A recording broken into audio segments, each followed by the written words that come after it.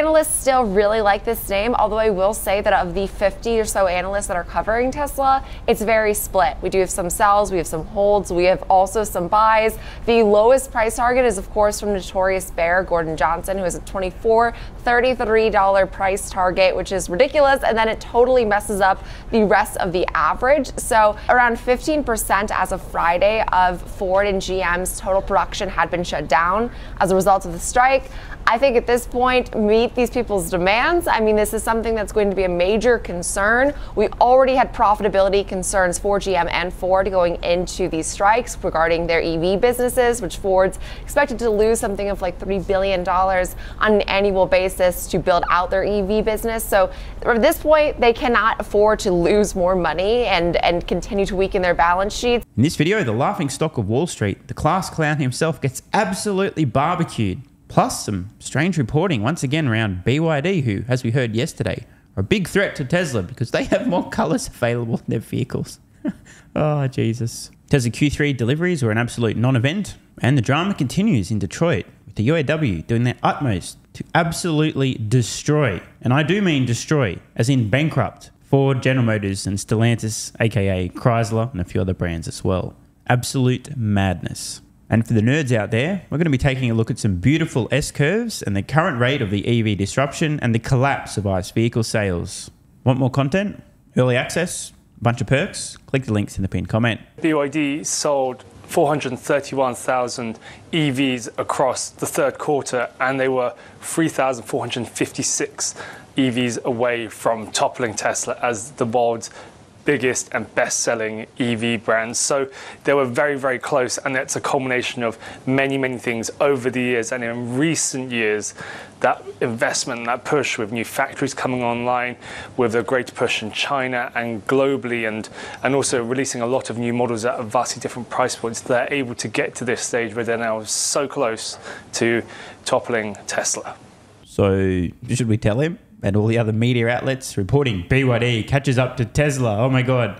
The factory shutdowns. Now, no disrespect to BYD. They are scaling relatively fast, but they're making almost no money on their vehicles. There's far too much complexity in the business. And honestly, they're so far behind Tesla, they would literally need a telescope to see them. BYD are producing a lot of electric vehicles. Also a lot of hybrid vehicles. They're scaling pretty well, but they're not making any money, relatively speaking. They're a profitable turd of a business, only just, as opposed to a money printer like Tesla. But the media seems to have latched onto this. In a quarter in which Tesla has sequential deliveries down because they shut down factories for upgrades, including the refreshed Model 3. They had factory shutdowns globally. I suspect a refreshed Model 3 will begin deliveries in the US this quarter, at latest next quarter. So there's a reason why Tesla had a decline in quarter-over-quarter deliveries. Are we going to hear this? Certainly not the leading piece in this appearance. Is this going to be mentioned? Because it's an interesting narrative. Well, BYD's caught up to Tesla. But we're not really comparing apples to apples. Unless, of course, BYD had a bunch of major factory shutdowns to massively refresh one of their 4 models and one of their 2 high-volume models. Oh, wait, they don't have high-volume models. They have millions of low-volume models. Again, an issue with complexity and a lack of economies of scale. A lot of poor takes in the finance media in the last couple of days. But don't worry, BYD will catch up to Tesla anyway because they have more colours to choose from. Referencing yesterday's video, if you missed it. When then? When can it overtake Tesla? This is a really, really big question. We have one expert who follows the EV industry says, or told me rather, that this could happen as soon as the next quarter. At the moment, you're still more likely looking at into 2024 before BYD overtakes Tesla in this pure EV sales when you look at them like for like. But with Tesla having that bit of a blip in the third quarter, they're more likely to get back on a more normal trajectory in the fourth. So that's how you describe planned factory shutdowns for a massive upgrade of the refreshed Model 3. A bit of a blip. I mean, at least they mentioned the blip, but is that all they're going to say? I'm not trying to be too hard on the folks here on Bloomberg, but if you're just a layperson watching this, you don't know shit about shit.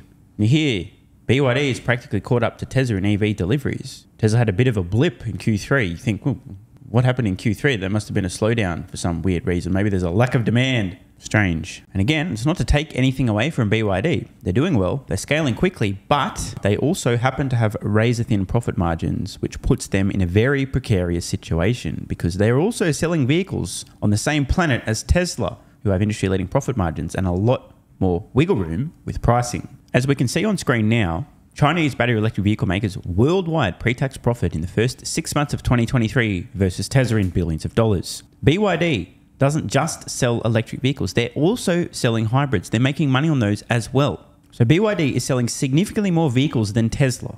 Not quite as many purely electric vehicles, but significantly more vehicles total, higher volume. Yet despite that, Tesla's making about 3 times as much money as BYD, selling less vehicles. So, riddle me this. If Tesla continues to drive their costs down and pass those cost savings on, maybe even drive their costs down at a much faster rate than BYD, spoiler alert, that's inevitable because BYD has far too much complexity, not enough scale, not enough simplicity. How does BYD keep selling a high volume of electric vehicles? The answer is to cut prices, but that's going to eat into their already meager margins. Probably not going to end well. And again, I'm not trying to take anything away from BYD. Of all the companies on the planet, they're doing pretty well, except, of course, relative to Tesla. Though BYD is also going to be following with increasing sales, it really does remain a question whether they can match Tesla and exceed in that fourth quarter as soon as that time. Danny, give us a sense of, where we are in terms of this EU probe into subsidies, and also, these companies, these electric vehicle companies, have been overproducing as well. What's going on with that? Overproducing electric vehicles? Did I miss the memo? They're all selling. Now, the caveat, of course, if we're talking about a single vehicle at a car dealership with an absurd 6-figure markup, sure, that might be sitting around for 6 fucking months. But vehicles that are being produced and sold to consumers at reasonable prices without insane dealer markups, they're all selling. Even the shitty electric vehicles are selling. Although, the worse they are, the less likely consumers are to be dumb enough to buy them. But if you make a half-decent, relatively well-priced electric vehicle, it'll sell. Companies can't make enough of them. Let me show you guys something. I saw this on X. You know what we're looking at here? Disruption. Along the bottom here, we have an S-curve for battery electric vehicle adoption, and we also have an inverted S-curve collapse of internal combustion engine vehicles. Now, thankfully, the person who's produced this has included internal combustion engine vehicles with a vibrator-sized battery in them in the internal combustion engine vehicles category in red, because that's what they are. Now, just to be really clear, the dotted line here in blue, that is an S-curve adoption rate. It's a projection into the future of approximately what total market share of new vehicles sold will look like as electric vehicles go from 0% to 100% of the new vehicle market. At the same time, we have the reverse, a collapse in internal combustion engine vehicle sales in the dotted red line. Now, as you can see, there is a small amount of volatility over the very short term in terms of electric vehicle sales as a percent of the new vehicle market. But let's zoom in a little bit. There is a stunning, and I mean stunning, adherence to an S-curve in adoption. Look at that. From 2018 to 2022, 4 years, right on fucking track. At the same time, internal combustion engine vehicle sales collapsing at the exact same fucking rate. Look at that. It's beautiful. Now, here's the thing. Nobody knows for sure exactly the slope of this S-curve collapse and adoption of EVs, but I can tell you, approximately 0 people on planet Earth can intuitively understand what is about to happen. Now, play along at home with me, folks. Let's just imagine, hypothetically speaking, that this is how things play out. It's going to be this kind of a shape, but the exact slope, who knows? There will be a crossover point, and I think it's going to be a lot sooner than most people expect. It may not be as aggressive as is shown in this chart, but there will be a point in the next few years at most where electric vehicles comprise 50% or more of new vehicles sold and internal combustion engine vehicles less than 50%. From where we are today, even saying these kind of things out loud, for example, if you were to suggest by 2025, 2026, more than half of all new vehicles sold will be electric, you'll get laughed out of the fucking room. But of course, in 25 or 26, when that's actually happened, everyone will look back and go, well, obviously that was going to happen. Duh, I knew that. It's always obvious in retrospect. This is disruption in a nutshell. And again, I personally think that this is a little bit aggressive, but hey, I don't intuitively understand exponential growth either, so I could be wrong. But my best guess is by the end of this decade, as in 2030, at least 80% of all new vehicles sold, if not 90 or more %, will be electric. And at that point in time, honestly, in fact, well before that point in time, consumers are going to require brain damage to consider buying an ICE vehicle. And companies will need brain damage throughout their ranks to be producing ICE vehicles. So the point, overproduction of electric vehicles, my fucking ass, bro. Make them and they will sell. The limiting factor is supply of relatively well-priced, compelling electric vehicles, not demand. Now, for some of the movers this morning, let's welcome in the host of Next Gen Investing, Jenny Horn. Jenny, thank you for joining us. Let's focus on the automakers, starting with Tesla. We know deliveries came out yesterday. Now, what did the analyst say after those deliveries came out? Right, Renita. So we are seeing the fact that Tesla did report, I would say it was pretty much in line with expectations. It wasn't necessarily a super negative or a super positive result, coming in with around 430 deliveries, 435 that had been shipped. So 435,000, excuse me. So we did see Tesla make a slight move to the upside, but it was somewhat of a very muted reaction, as it didn't seem like the street was that excited or, again, that disappointed, which is actually something considering last quarter we saw some pretty steep selling the day after they released their deliveries. All in all, I think that was a positive result. No selling was seen as a positive. So we did see Deutsche Bank say they could be optimistic here about the next quarter. Analysts still really like this name, although I will say that of the 50 or so analysts that are covering Tesla, it's very split. We do have some sells, we have some holds, we have also some buys. Now, why would it be that the opinions of analysts covering Tesla stock are so divided? Well, the only logical deduction there is they have vastly differing opinions of what Tesla's worth. They can't all be right, meaning a lot of them are wrong. Who's wrong? Well, who am I to say? But one thing's for sure, analysts don't broadly agree on and or uniformly understand the opportunity that is Tesla. If they did, there'd be very little variation, just a few outliers going against the grain. Instead, we have an absolute clusterfuck. Some buy, some sell, some hold. And as I've mentioned in the past, the gap between consensus understanding and reality is called opportunity. The lowest price target is, of course, from notorious bear Gordon Johnson, who has a $24.33 price target, which is ridiculous, and then it totally messes up the rest of the average. So seriously, remember, this is the same one that said Tesla's competition, if you could call them that. What an absolute G. Seriously, she just roasted Gordon's ridiculous price target. And it is ridiculous. There's no way that you can justify $23, $24, $25, $28, $74. It's ridiculous. There's a point where you're just like, you know what?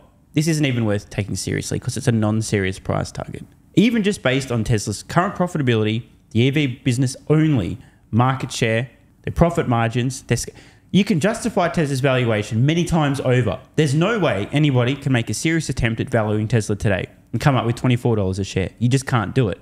Different argument can be made for the likes of Tony Sacconaghi at Bernstein, who's still struggling, and I don't know, he's like $150, $175 a share, somewhere around there, because he thinks they're literally just a car company, ignoring their growth rate and lots of other things. I can understand poor Tony, he's trapped in his spreadsheet, just doesn't get it, he's trying his best, can't understand it, he's very low. But to be at Gordon Johnson levels, there's no way that a serious person can end up with a price target there. So I appreciate the fact that she's willing to call this out for what it is. Ridiculous. Analysts still like this name, and we saw analysts across the board either maintain their coverage or raise their price targets. But again, a muted reaction feels almost like a positive reaction from those delivery numbers.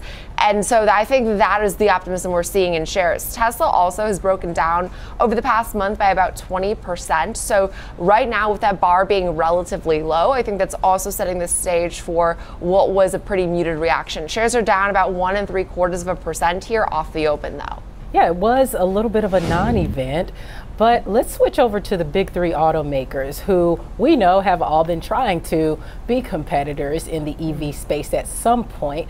Was it Yoda who said, do or do not? There is no try. Try as you want. Plan, hope, dream. Cool story, bro. How about you actually do? The problem is General Motors, Ford, etc. There's a lot of hoping and dreaming and trying and a severe lack of doing.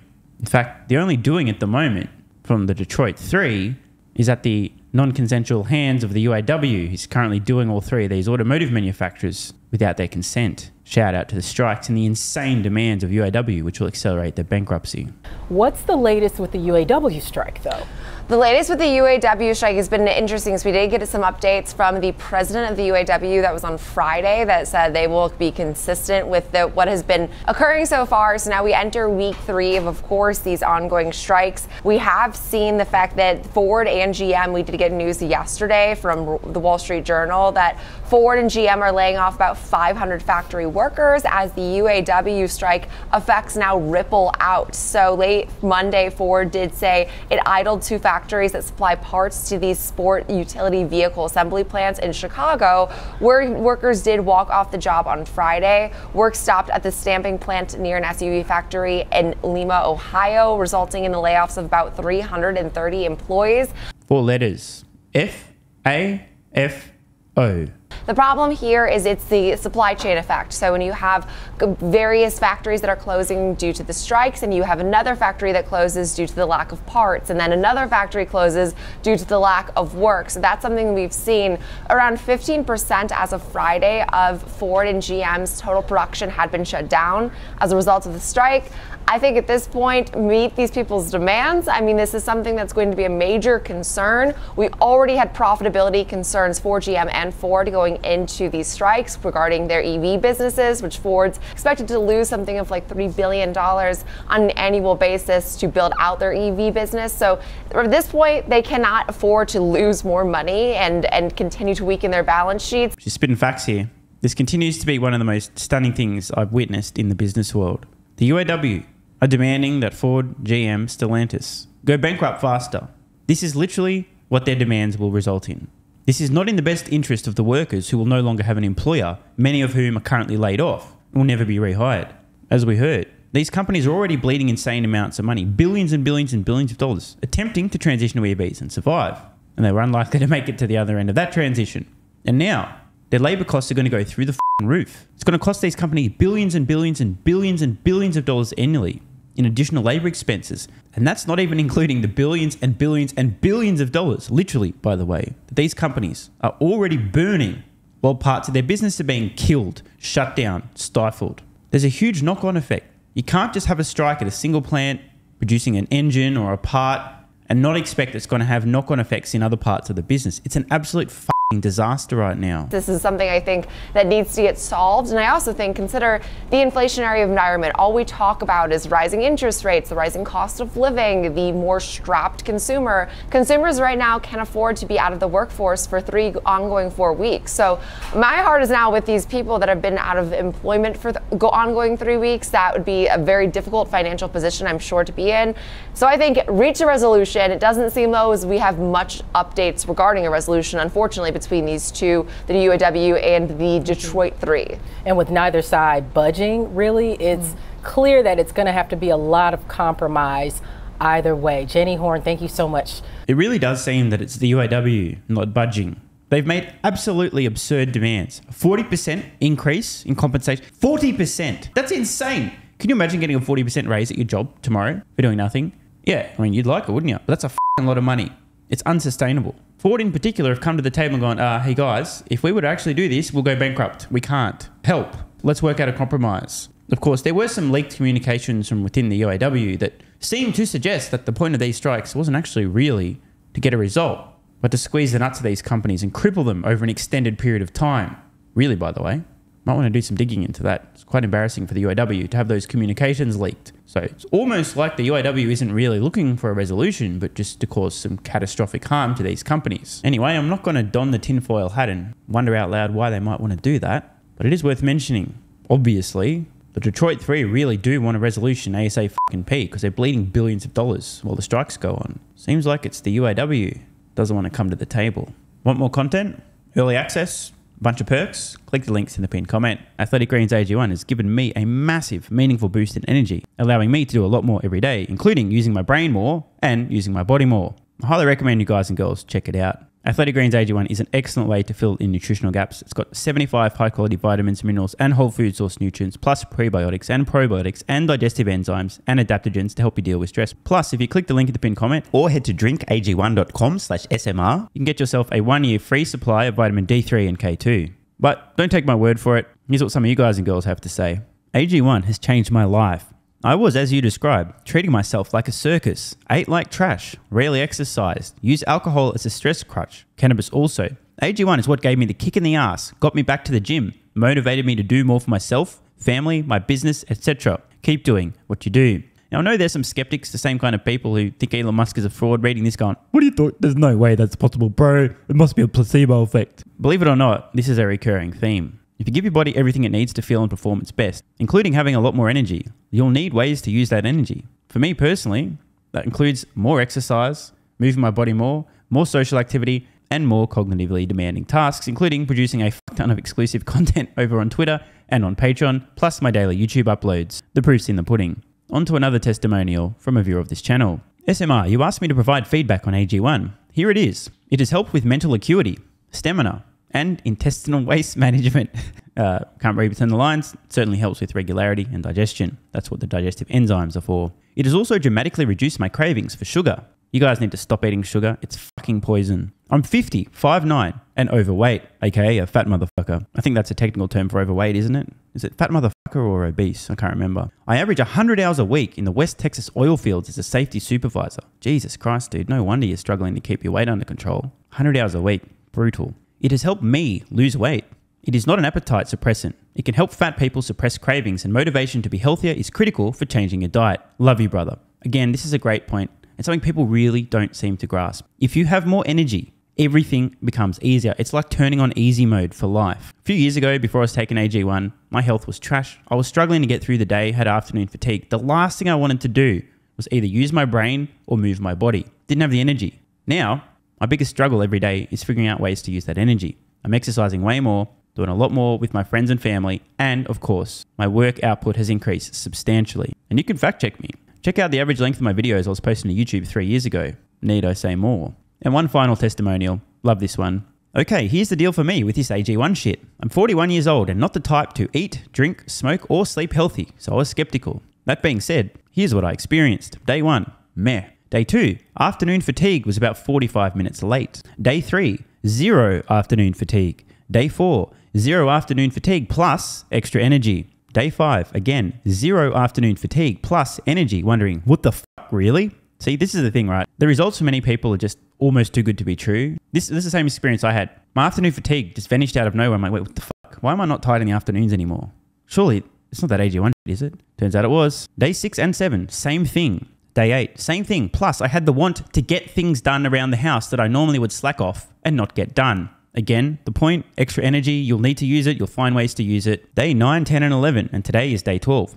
I fucking love it. So however you managed to get me to buy it, I'm so glad you did. Thank you so much, SMR. It really changed me so far. Guys, this shit really works. Just try it. By the way, this is the reason I continue to relentlessly promote AG1. A lot of people get real fucking mad in the comments. Oh my God, Snake Oil Salmon's sold out. Oh my God, he's a scammer. This is fraud. But constantly, I'm pretty sure everyone making these comments is also currently short Tesla stock. I'm not particularly concerned about people having a negative perception, those folks suffering from small brain syndrome, still living in my bum's basement syndrome, etc., writing mean comments, claiming AG1's a scam or it doesn't work. I mean, bro, when I get feedback like this is what keeps me going. And remember, there is a 90-day money-back guarantee. There's nothing to lose here. Just try this stuff for a month, and if you don't get these results, get your money back. See, it's a literal no-brainer. It's an IQ test at this point in time.